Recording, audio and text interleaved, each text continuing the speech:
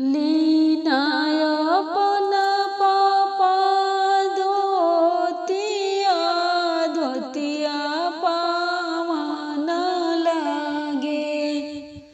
लीनाय अपन पापा धोतिया धोतिया पावन लागे। आजू जनकपुर के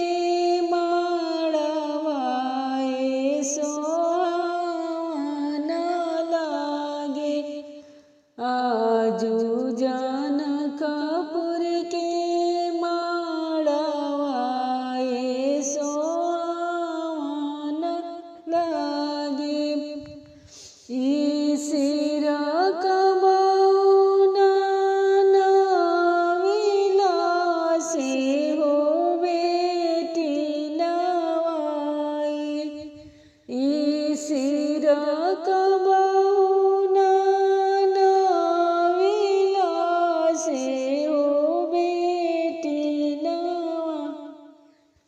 बेटी हो सीता बेटी कारणे सिराया जुनाई।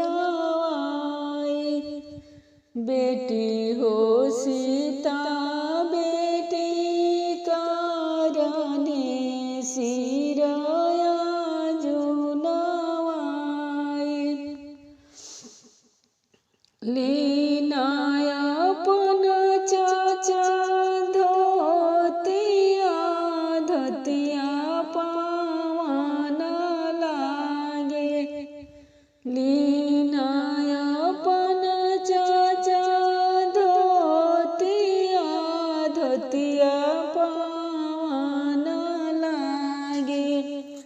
आजू जनकपुर के